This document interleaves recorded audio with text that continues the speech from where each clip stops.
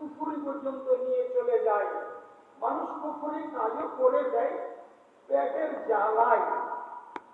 মহিলার দুর্গতি ছিল, পেটের জ্বালা ছিল, বেচারির 60টা দিরহাম পেয়েছে, পাওয়ার পরে নিজের ইজ্জতকে বিক্রি করার জন্য রাজি হয়ে গেছে। রাত 10টার সময় নির্জনে যখন এই টিফিন ওই মহিলার সঙ্গে শারীরিক সম্পর্ক করার জন্য প্রস্তুতি নিয়েছে, হাদিসের শব্দ আর মেয়ে ছেলেটি কেঁপে উঠল, কেমন যেন তাকে ঝটকা লেগে গেল, আর সাথে সাথে চোখ দিয়ে কান্নার পানি নেমে গেল, মুখে আওয়াজ বেরিয়ে এলো। তখন টিফিন বলছে, এই তুমি কান্না করছো কেন? আমি কি তোমার উপরে জোর জবরদস্তি করেছি?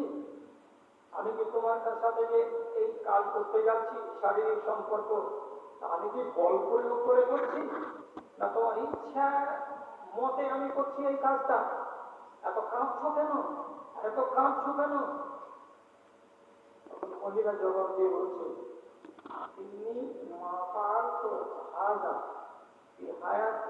আমি এই কাজ আমার জীবনে কোনোদিন করিনি, কিন্তু কেন করছি? আমার পেটের জ্বালা আছে, তার জন্য এই কাজ করতে বাধ্য হয়েছি। তবে আমার ভেতরটা কাঁপছে। কিসের জন্য কাঁপছে?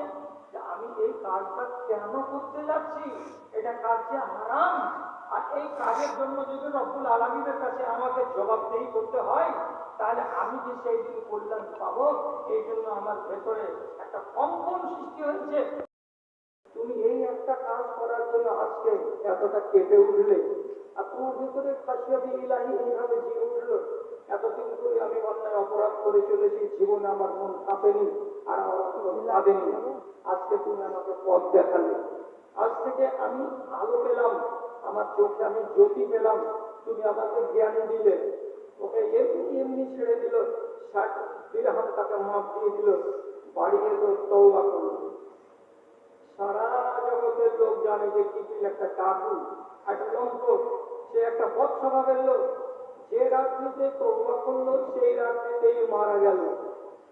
এইবার এই লোকটার মতো লোকটার জানাজা থেকে একটা বান্দা হাজির হবে না, কেউ আসবে না। তো বনী ইসরাঈলদের ভিতরে আল্লাহ রাব্বুল আলামিন একটা নেশার করা ছিল কি?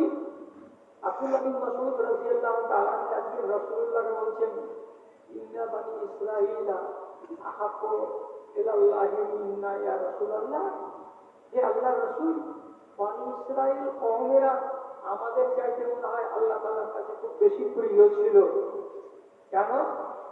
তো ওরা যখন কোনো একটা পাপের কাজ করত, তখন রাতের বেলায় আল্লাহর ফেরেশতা তার ঘরের দুয়ারে একটা আরবিতে কথা লিখে দিত, সাজা।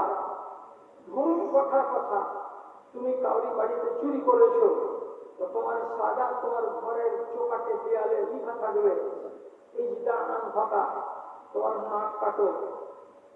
ওইটা যতক্ষণ সাজা ও না নিবে ততক্ষণ লেখাটা মিটবে না।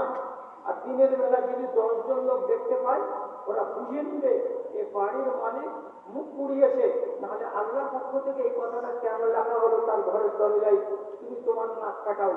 কাউরি বেলাতে আল্লাহর পক্ষ থেকে ওখানে লিখে দেওয়া যায়, তুমি তোমার কান কাটো, কান কেটে দাও, তাহলে তোমার গুনাহ মাফ হবে। তাহলে রব্বুল আলামিন আল্লাহর নবী, আমরা গুনাহ করছি, আমাদের পাপ লুকিয়ে থেকে যাচ্ছে, আর বনী ইসরাঈলরা গুনাহ করেছে, তো তাদের পাপের শাস্তি আল্লাহ তাআলা তাদের পেটে লিখে দিতেন। সে অনুযায়ী কান কাটার থাকলে কান কেটে দিত, নাক কাটার থাকলে নাক কেটে দিত, দিয়ে তারা মুক্ত হয়ে যেত। তখন রব্বুল আলামিন বললেন, আল্লাহ পাকের নবী বললেন, বাবারে, ওর চাইতে ভালো জিনিস আমাদেরকে আল্লাহ রব্বুল আলামিন দিয়েছেন। অর্থাৎ কি দিয়েছেন? তোমাকে নাক কাটতে হবে না, তোমাকে কান কাটতে হবে না, আঙুল কাটতে হবে না।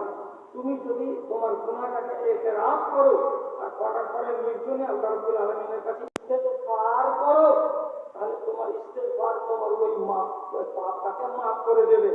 এবার তুমি বলো, বনী ইসরাঈলরা তোমাদের চাইতে সম্মানী ছিল, না বনী ইসরাঈলদের চাইতে তোমরা বেশি সম্মানী? বুঝা গেল যে বনী ইসরাঈলদের চাইতে আমরা আল্লাহ রাব্বুল আলামিন বেশি সম্মানী করেছিলেন। শেষের অংশটুকু কেন নিলাম? নিলাম একটি মাত্র কথা বলার জন্য, সেটা হলো এই, যে রাত্রিতে কিফিল মারা গেল সেই রাত্রিতেই কিন্তু কিফিলকে মাটি দিতে হবে, কেন আল্লাহ তাআলা মাফ করেছেন। আপনি এলেন, আপনার তোলার লোক এলো, তারাও দেখে গেল কিফিল মারা গেছে, আপনিও বলছেন আর তারাও বলছে কিফিলের জানাজায় আসতাম না, কিন্তু যখন আল্লাহ রাব্বুল আলামিন তাকে মাফ করে দিয়েছে তখন তার জানাজায় আসতেই হবে। ইমাম তিরমিজি হাদিসটা বর্ণনা করার পরে বলছেন হাযা হাদিসুন হাসান, হাদিসটা ভালো সুন্দর। আমি আপনাকে একটা হাদিস শোনালাম, কিসের? মাওয়ায়েদ। এটা হলো ইবরাত, এটা জ্ঞান, এটা এখান থেকে শিক্ষা নেওয়ার জন্য আল্লাহ রাব্বুল আলামিন এগুলো, এই ধরনের হাদিস আরো অনেক আমাদের শরীয়তের ভেতরে দিয়ে রেখেছেন। এখন প্রশ্ন হলো, ওনাকে কোনটা বলেছিলাম? মাসায়েলটা আমাদেরকে জেনে রাখার সবচাইতে জরুরি। আল্লাহ রাব্বুল আলামিন যতগুলো কানুন দিয়েছেন, যতগুলো বিধি বিধান দিয়েছেন, সেই হুদুদ গুলোকে, সেই শাস্তির কানুন গুলোকে, এই মাসলা মাসাইল গুলোকে কোন মানুষ যদি উল্টিয়ে দেয়, সীমা লঙ্ঘন করে দেয়, আল্লাহ রাব্বুল আলামিন বলছেন তোমাকে কঠিন আযাবে গ্রেফতার করা হবে, কেন যে তুমি আমার আইনকে ভেঙেছো। সূরা নিসা 14 নম্বর আয়াত।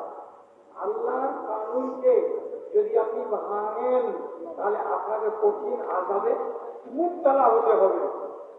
এখন মশলাটা কেন জরুরি আমাদের জন্য? আর আমি যদি মশলাকে অবজ্ঞা করি আর ভেঙে ফেলি তাহলে আমি হলাম কি? আল্লাহর নাফরমান। আমার জন্য জাহান্নামের আগুন জ্বলন্ত রাখা আছে, আমাকে পোহাতে হবে সেই আগুন। এবার মশলা বলতে গিয়ে আপনাকে মাত্র দুটা মশলা বলছি, আমার দিকে একটু খেয়াল করবেন। তারানগর গ্রামের মানুষেরা, তারানগর গ্রামের ভাইরা, আপনারা আমার কাছে সবাই পরিচিত, আপনাদের কাছে আমি পরিচিত। আমি এই শ্রান্ত শরীরে যে কথাটা বলতে চাচ্ছি এটা একটু ইনসাফ করবেন। সেটা হলো যে আপনার মরার টাইম হয়েছে, আপনি 30 বিঘা জমির মালিক, আপনার দুটা বেটা, 3টা বেটি, এখন 65 বছর বয়স, আপনি সমস্ত জমিটি কি করলেন? দুটা বেটাকে লিখে দিলেন, 3টা বেটাকে, বেটিকে 5 কাঠা 10 কাঠা করেও জমি দিলেন না। এমন পর্যন্ত কত চালাক লোক আছে যে নিজের বসত ভিটাটা পর্যন্ত ছোট বেটার নামে লিখে দিয়ে বেটার ভিটাতে, বেটার বাড়িতে মরছে, মরে কবরে যাচ্ছে। আপনাকে আল্লাহর কানুন ভাঙার পাওয়ারটা কে দিল? আপনি যে বেঁচে থাকা অবস্থায় আপনার জমিগুলোকে আপনার বেটাদের নামে, বেটিদের নামে সব লিখে দিতে পাবেন, এটা কি শরিয়তের আইন? কে আপনাকে পাওয়ার দিয়েছে? কার কাছে মশওয়ারা নিয়েছিলেন যে এটা কাজ আপনি করলেন? আপনার কাজ হলো মরে যাওয়া। আপনি মরে যান, আপনি মরে যাবেন, আপনার মালে ফারাইজ হবে, বেটা আর বেটি কতটা পাবে, আপনার স্ত্রী কতটা পাবে, ওরা ঠিক ফারাইজ করে নিবে আলেমদের কাছে, আর নিয়ে আপনার নিজের অংশ বুঝে নেবেন। আপনি বেটিকে বঞ্চিত করবেন, বেটিরা যেন জমি না পায়, আর শুধু আমার বেটারা যেন মজা উড়ায়, তার জন্য জমিটাকে লিখে দিলেন, স্ত্রীকেও দিলেন না, নিজের নামেও লিখলেন না। আপনার নাম কোন খাতাতে গেল এটা বুঝতে পারছেন কি? সোজা